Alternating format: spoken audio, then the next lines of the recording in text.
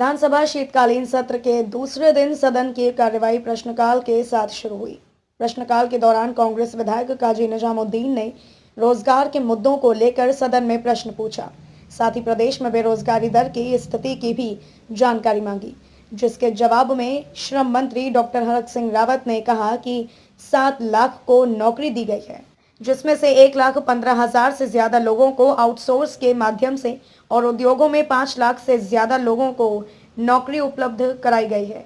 श्रम मंत्री डॉक्टर हरक सिंह रावत के दिए गए जवाब से विपक्ष संतुष्ट नहीं हुआ।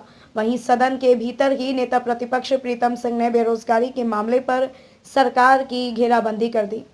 यही नहीं, प्रीतम सिंह ने आरोप लगाया कि सरकार रोजगार के आंकड़ों के जरिए जनता को गुमराह करने का काम कर रही है। लेकिन इसी बीच रोजगार के आंकड़ों को लेकर सदन के भीतर सत्ता पक्ष और विपक्ष के बीच नोकझोंक भी देखी गई।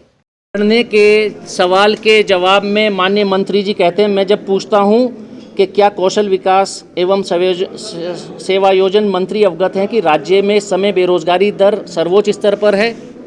मंत्री जी कहते हैं जी नहीं। हम अगर इसी को सही मान लें तो जो सदन की संपत्ति, ये आंकड़े माननीय नेता प्रतिपक्ष साहब ने रखे कि पिछले साल ये कहते हैं कि 10 लाख रोजगार दिए और इसी साल इसी समय सदन के अंदर माननीय श्रम मंत्री जी कहते हैं कि 7 लाख रोजगार हैं, तो 3 लाख रोजगार घटे। अब या तो वो 10 लाख का आंकड़ा गलत था, या ये 7 लाख का आंकड़ा गलत है, या ये जी नहीं गलत है।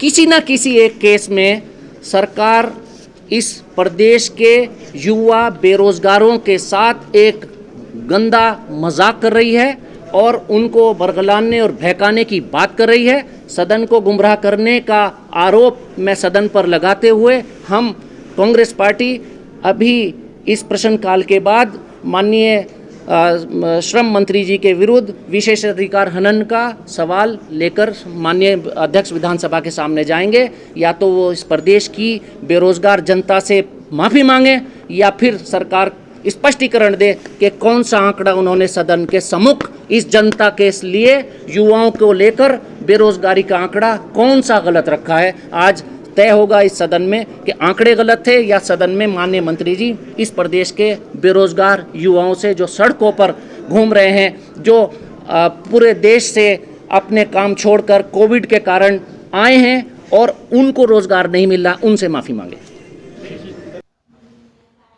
नेता प्रतिपक्ष ने कहा कि सरकार ने 2020 में 10 लाख लोगों को रोजगार देने की बात कही और फिर मार्च 2021 में 7 लाख लोगों को रोजगार देने की बात कही और आज वर्तमान में 7 लाख लोगों को रोजगार देने की बात कही। लिहाजा सदन में विपक्ष ने सत्ता पक्ष के जवाब से असंतुष्ट होकर रोजगार के मुद्दे पर वॉकआउट कर दिया।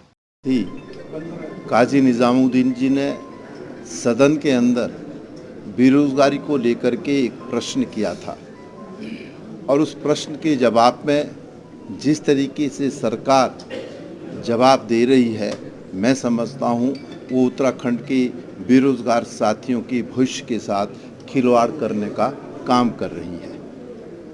मैं इसलिए इस बात को कह रहा हूँ कि जब 22/12/2020 को हमने बेरोजगारी के परिप्रेक्ष्य में कार्य स्थगन प्रस्ताव लाया, उस समय संसदीय कार्य मंत्री जी जवाब देते हैं कि हमने 10 लाख लोगों को रोजगार दिया है। और उसके बाद 4/3/2021 को जब हमने दोबारा बेरोजगारी के परिप्रेक्ष्य में कार्य स्थगन प्रस्ताव लाया, तब सरकार कहती है कि हमने 7 लाख लोगों को रोजगार दिया है। और आज भी सरकार कहती है कि हमने 7 लाख लोगों को रोजगार दिया है। ये कैसी सरकार है? सदन के अंदर 2020 में कहती है कि 10 लाख लोगों को रोजगार दिया है, 4/3/2021 को कहती है कि हमने 7 लाख लोगों को रोजगार दिया है और आज फिर दोहरा रही है कि हमने 7 लाख लोगों को रोजगार दिया है। तो ये तो सीधे सीधे उत्तराखंड के नौजवान साथियों को दिग्भ्रमित करने का काम सत्ता में बैठे हुए लोग कर रहे हैं। हम विधानसभा अध्यक्ष जी का संरक्षण चाहते थे कि ये प्रश्न स्थगित होना चाहिए, क्योंकि संसदीय कार्य मंत्री जी ने सदन के अंदर 2020 में अलग बयान दिया और 2021 में अलग बयान दिया। 2020 में अगर सरकार कहती कि हमने 7 लाख लोगों को रोजगार दिया और 2021 में वो आंकड़ा बढ़ा करके 10 कहते तो बात समझ में आती है। ये पहली ये पहली सरकार है कि जो 2020 में 10 लाख लोगों को रोजगार देती है और 2021 में 3 लाख रोजगार जो है घट जाते हैं। तो सरकार आज कटघरे में खड़ी है और हम चाहते थे कि प्रश्न स्थगित हो, क्योंकि सरकार के पास कोई जवाब नहीं था, मंत्री जी के पास कोई जवाब नहीं था, लेकिन प्रश्न स्थगित नहीं हुआ। इसलिए मजबूरन कांग्रेस को जो है इस प्रदेश के बेरोजगार जो साथी हैं उनके परिप्रेक्ष्य में पूछे गए प्रश्न का सही उत्तर न आने की वजह से जो है हमको सदन से जो है बहिर्गमन करना पड़ा। 1 मिनट इम्पोर्टेंट। हालांकि बाद में सदन की शून्यकाल की कार्यवाही के दौरान विपक्ष सदन की कार्यवाही में शामिल हुआ। इसके बाद श्रम मंत्री प्रेस के सामने आए व स्थिति स्पष्ट की। 4 साल तक कांग्रेस सोई रही, 4.5 साल तक बेरोजगार नौजवानों के, मैं ये नहीं कह रहा हूं कि विपक्ष का काम होता, मैं भी विपक्ष का नेता था 2007 से 12 तक मैं भी विपक्ष का नेता था। और आप सब साथी कवर करते रहे होंगे, सदन के अंदर भी सदन के बाहर भी, बेरोजगारी के मुद्दे पर, विकास के मुद्दे पर, भ्रष्टाचार के मुद्दे पर हमने किस तरह लड़ाई लड़ी है। लेकिन दुर्भाग्य है कि कांग्रेस इस समय उत्तराखंड में इतनी कमजोर हो गई है, संख्या के दृष्टिकोण से भी कमजोर है और आक्रामकता के दृष्टिकोण से भी कमजोर है। जो हम पर उससे क्या होता है, लोकतंत्र मजबूत होता है।